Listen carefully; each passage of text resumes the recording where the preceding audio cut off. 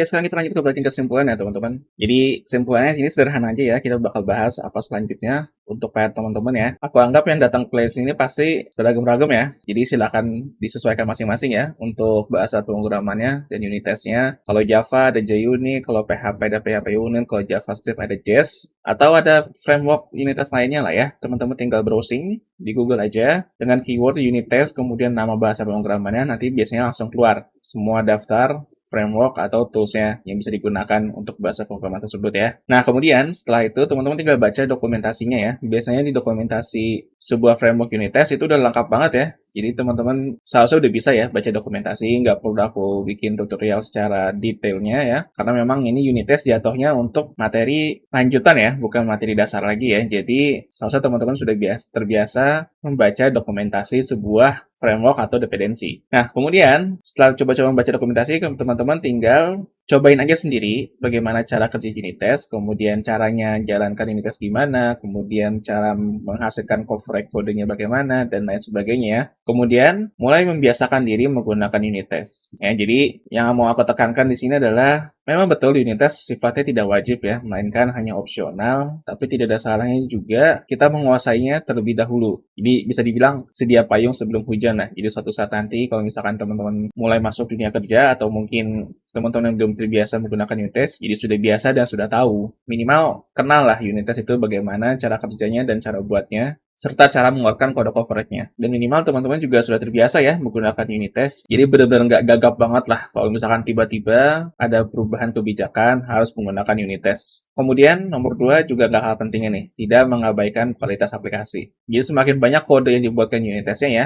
bahkan kode coverage-nya lebih dari 90% itu berarti bagus banget. Itu bisa jadi sebagai bukti bahwa kualitas aplikasi yang sedang dibuat itu bisa dibilang nilainya bagus, kualitasnya bagus. Kodenya terdapat unit testnya dan bisa dibilang hampir semua kodenya itu sudah diuji. Oleh karena itu kenapa kode coverage itu bisa dijadikan patokan sebagai kualitas sebuah aplikasi. Dan sebetulnya untuk kualitas aplikasi nggak cuma dilihat lewat unit test ya, masih ada beberapa hal lainnya ya seperti performa codingnya, tapi unit test itu juga salah satu bagian dari pembuktian kualitas aplikasinya bagus atau tidak. Ini kembali ke prinsip teman-teman ya, kalau misalkan memang mau perfect banget bikin aplikasinya, silakan terapkan unit test. Kalau enggak ya nggak apa-apa. Pada akhirnya unit test itu memang sifatnya opsional. Lalu yang ketiga adalah kembali ke kesepakatan tim masing-masing. Ya, nggak ada salahnya mempertimbangkan kita harus menggunakan unit test atau tidak. Dan tidak ada salahnya juga mempertimbangkan kita tidak menggunakan unit test sama sekali. Jadi ya udahlah, kita nggak pakai unit test gitu loh dalam mendevelop sebuah aplikasi. Nggak masalah, karena memang aku sendiri juga masih ada beberapa project yang nggak menggunakan unit test sama sekali. Selama testingnya memang benar-benar dijaga gitu loh. Entah lewat black box testing ya, yang menggunakan Postman atau automation test lainnya, atau memang benar-benar harus ketat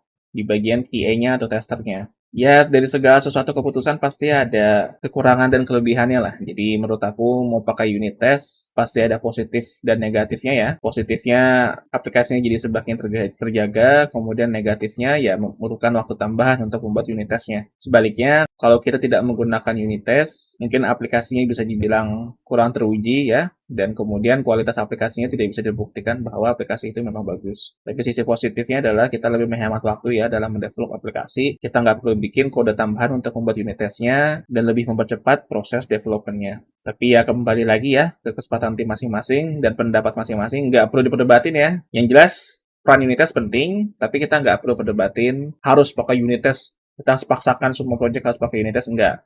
Ada kalanya kita harus menurunkan idealisme kita atau ego kita ya. Enggak selamanya kita harus menerapkan segala sesuatu best practice yang ada di dunia programming ya. Pada akhirnya kita kembali ke kesempatan tim masing-masing atau kembali ke kondisi project yang sedang dikerjakan juga. Yaitu juga berpengaruh ya. Karena biasanya ada beberapa faktor yang akhirnya kita harus menggugurkan beberapa hal. Ya intinya banyak lah ya variabel-variabel lainnya yang membuat kita harus jauh dari kata best practice penulisan kode ya. Tapi pada akhirnya yang paling penting adalah tujuan kita satu, aplikasinya jadi, klien kita senang, dan kita dibayar. Udah, selesai.